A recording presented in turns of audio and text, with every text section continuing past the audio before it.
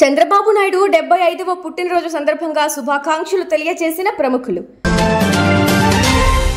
ఆ బాలుడికి క్రికెట్ అంటే పిచ్చి. ఆ పిచ్చే 39,000 కోట్ల రూపాయల విలువైన భూమిని కాపాడింది. భార్యలకేనా హక్కులు, భర్తలకు లేవా? మగవాళ్ల కోసం హీ టీమ్స్ ఏర్పాటు చేయాలి. భార్య బాధితుల డిమాండ్.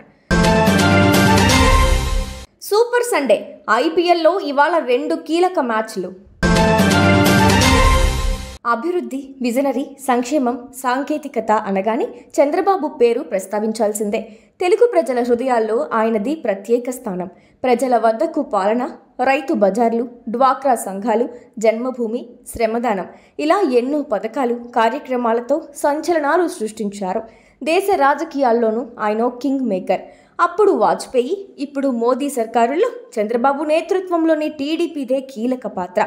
ఏపీ ముఖ్యమంత్రి చంద్రబాబు నాయుడు 75వ పుట్టినరోజు సందర్భంగా మోదీ, రాష్ట్ర గవర్నర్ జస్టిస్ అబ్దుల్ నజీర్, ఉప ముఖ్యమంత్రి పవన్ కళ్యాణ్, రేవంత్, చిరు శుభాకాంక్షలు తెలియజేశారు. దేవుడు మీకు మంచి ఆరోగ్యం, సంతోషం, దీర్ఘాయుషు ఇవ్వాలని, మరిన్ని పుట్టినరోజులు జరుపుకోవాలని, ప్రజాసేవలో సుదీర్ఘకాలం ఉండాలని ఆకాంక్షిస్తున్నానని గవర్నర్ సోషల్ మీడియా ట్విట్టర్ వేదికగా పోస్టు చేశారు. హైడ్రాకు ఓ బాలుడు రాసిన లేఖ 3,900 కోట్ల రూపాయల విలువైన ప్రభుత్వ భూమిని కాపాడింది. లంగర్ హౌస్కు చెందిన బాలుడు జూబ్లీహిల్స్ జేఆర్సీ కన్వెన్షన్ సెంటర్ దగ్గరలోని ఖాళీ స్థలంలో కొన్నేళ్లుగా క్రికెట్ ఆడుతున్నాడు. ఇటీవల నార్నే ఎస్టేట్స్ అనే సంస్థ అక్కడ కంచె ఏర్పాటు చేసి తవ్వకాలు చేపట్టడంతో అతడు హైడ్రాకు లేఖ రాశాడు. అది ప్రభుత్వ భూమి అని గుర్తించిన హైడ్రా అక్కడి 39 ఎకరాల భూమిని తాజాగా స్వాధీనం చేసుకుంది. మహిళలకు షీ టీమ్స్ లాగే పురుషులకు కూడా హీ టీమ్స్ ఉండాలని భార్య బాధితులు డిమాండ్ చేశారు. భార్యల చిత్రహింసల నుంచి తమను కాపాడాలంటూ దేశంలోని వివిధ రాష్ట్రాల భార్య బాధితులు ఢిల్లీలోని ధర్నా చౌక్లో ధర్నా చేశారు. ఈ ధర్నాలో ఏపీ, తెలంగాణ నుంచి ఎక్కువ మంది బాధితులు పాల్గొన్నారు. వీరంతా సేవ్ ఇండియన్ ఫ్యామిలీ పేరుతో ఆందోళన చేపట్టారు.